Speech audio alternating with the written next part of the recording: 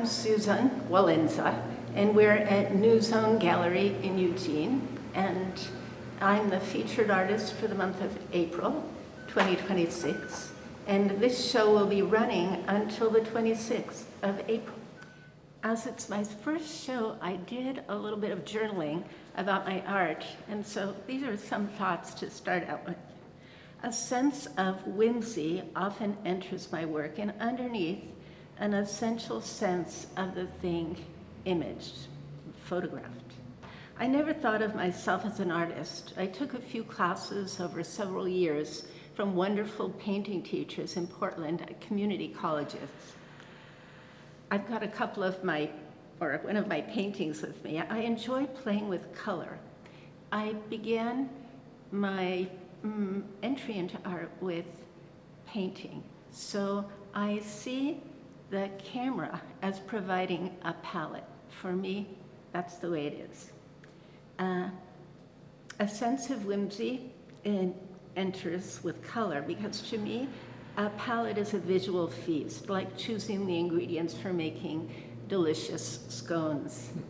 I was gifted a Fuji camera by a dear friend in 2020, and later a Leica. That was when I began with photography, I would say. I remember before that one wonderful photo that I loved when I went to visit my son in China in 2007. But my foray into photography is relatively recent. The first place I began to experiment widely was at Clear Lake along the Mackenzie River from a kayak. I view the camera and photograph as a palette. I don't use Photoshop, though I experiment with the camera and alter color in the digital print according to my painting sensibilities. I play. I take delight in the effects that sometimes ensue. They make me laugh. I was born in Brooklyn, and I believe it harbors in me a sense of irreverence, and this saves me often. Fun saves me. Playing with a photo can be as invigorating as being up on the mountain in the snow. It makes me feel alive. Color makes me feel alive. When I photograph a thing, I often find I feel great affection for it. For instance, fur is one of my photos here on the driveway, or grandmother corn from seed I planted, tiny colorful ears. Plum here. This image captures, I feel, something that a more realistic image doesn't, a sense of the pure fertility, the fertility energy of a great-great-great-great-grandmother tree that gives so much and electrifies with its fertility, feeds the birds during all seasons, an adored tree. Peony, this one. The Chinese love peonies, and this one I took on a visit to visit my son. And I love the temple and the botanical garden in Shanghai. I love travel by train, my family, the temple, and in the garden under small pagodas scattered. A few people or one may gather to play the flute, sing out into the garden, a lone voice or several, ballroom dancing in the garden at mid-morning and in the parks. So each photo carries also a story, and to me that's important. In fact, the photo is a symbol of the story, but the story is the thing. Lace, this Clear Lake photo captures the intricacy of reflections, shadow and grasses and thready branches and twigs. It evokes for me a sense that there is a world underneath of which we are unaware, a sense of magic. In truth, there's a world of organisms under this ancient place, Clear Lake, created 3,000 years ago. It makes me remember reading Wind in the Willows to my children, and evokes that sense of a world underneath that of which we are unaware. Mole, Ratty, Mr. Badger, Mr. Toad might be living underneath, who knows? To me, a sense of innocence is important. To honor the things we meet, a tree, a flower, a lake, to honor as in the sense of namaste, when I do my little mindful yoga routine. The light within me honors the light within you, the light within the flower. In this photo called Yin Yang, I abstracted the image as I took it, and it seems to find the essence for me of the figure, one representing a masculine sensibility, the other feminine. The author, the Japanese creator of these sculptures from a 2023 exhibition at the Japanese Garden in Portland, created these enormous ceramic sculptures scattered through the garden, and he calls them, for the word in Japanese, dumplings. So I co-named it dumplings, yin yang, or dumplings. Lumps, enormous ceramic dumplings. We are, I feel as I age, dumplings. I find humor in that, and in fact, it gets me a little friendlier with the notion of aging. And in relationship, we are also dumplings. We're often awkward. I am. I love that the word that the artist Yun Kaneko created for his sculptures. For me, I see the polarities. When I took the photo, it was an enormous one, and then one on a pedestal, also large. The way I took it doesn't look the way it does there, but it captures a little bit of his beautiful essence, but also something else. So so for me, anyway, so that's just an abstract view of where I come from.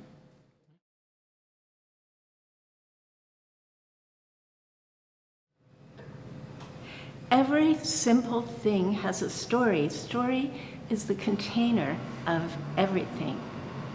I recently was invited to travel with my family to Egypt, to Cairo and Giza, Alexandria and Luxor.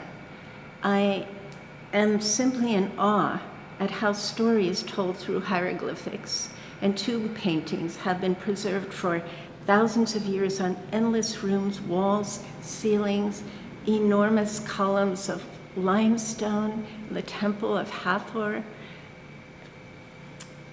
To be there, you gain a sense of the storied nature of culture.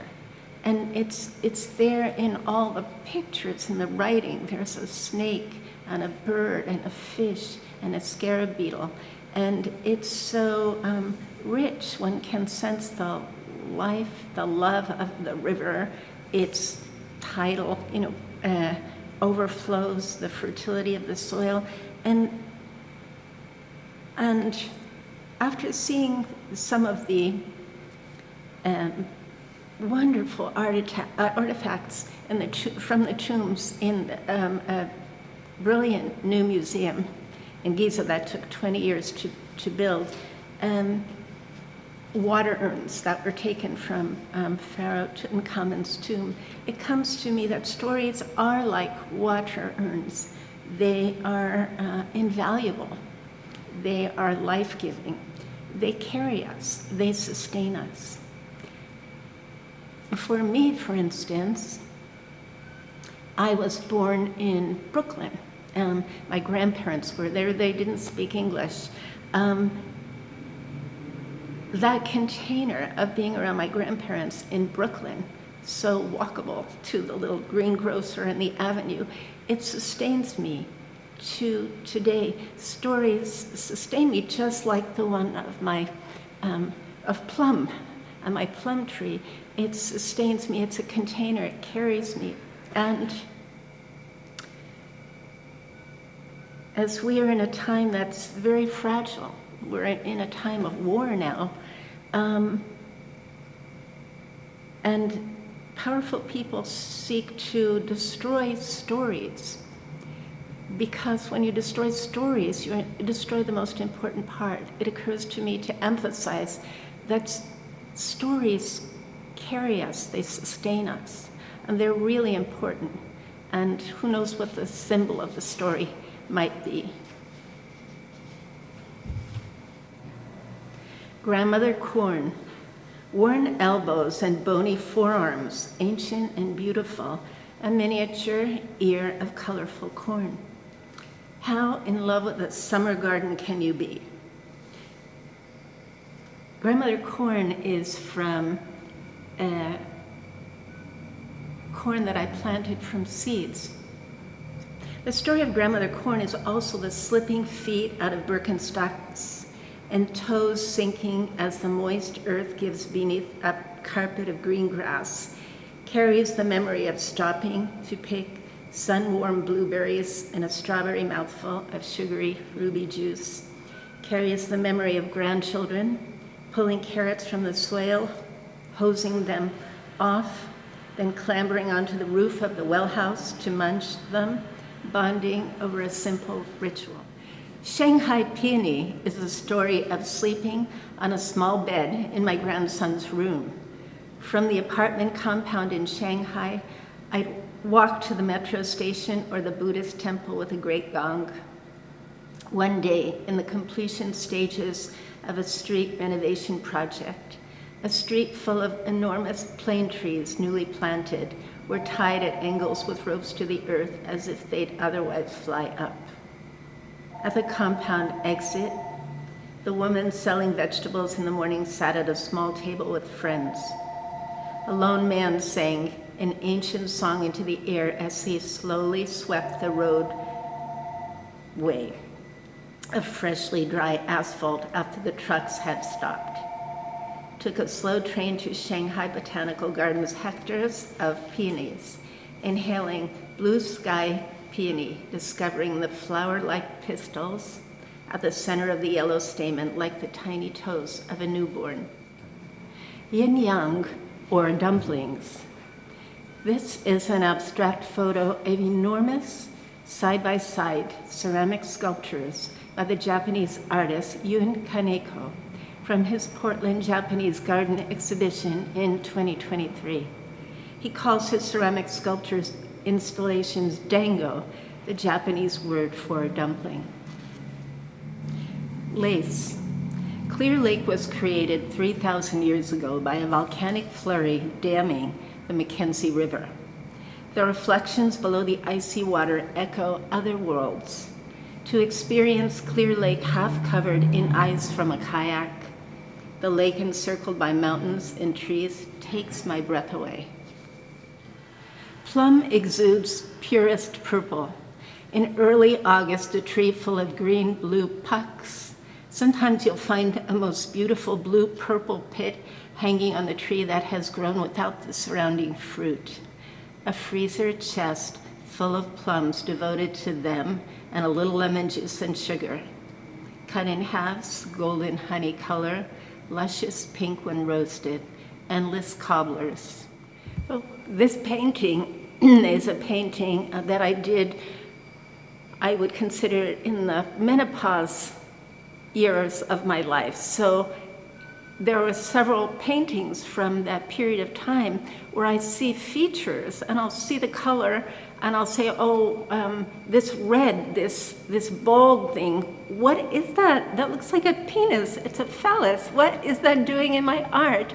And I at the time was, I think, a bit surprised, embarrassed at it. And then I felt like it instructed me that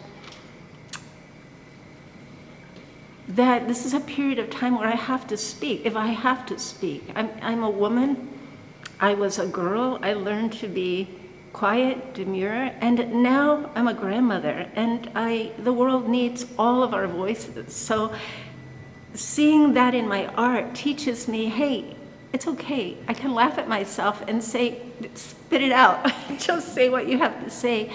Maybe the world needs to hear it. So this is a photo of Clear Lake reflections, and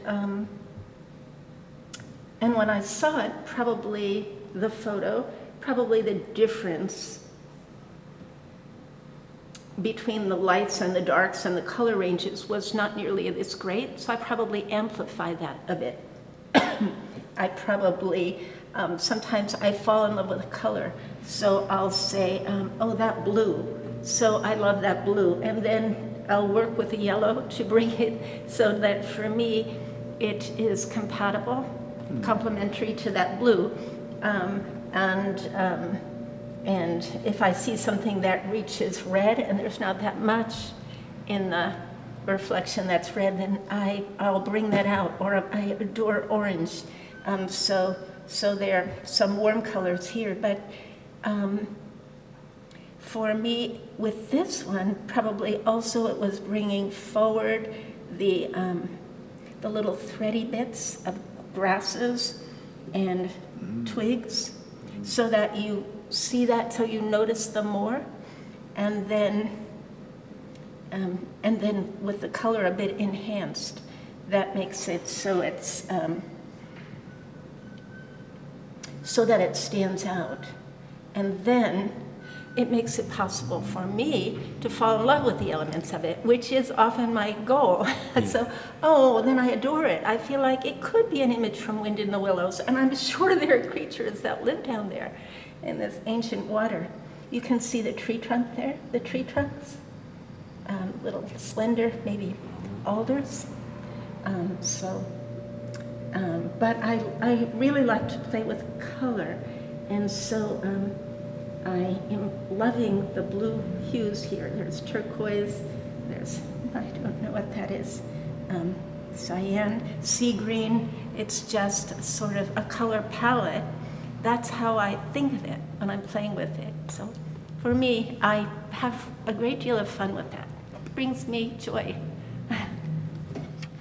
Thank you for listening and sharing my art with me. And we will be here at New Zone Gallery in Eugene every day but Monday from 12 till 6. And Alex and I are featured artists this month, and there are also 70 plus members in our artist collective, and there's loads of beautiful art on the walls, and so I invite you to come with your families and friends and experience New Zone Gallery for yourself.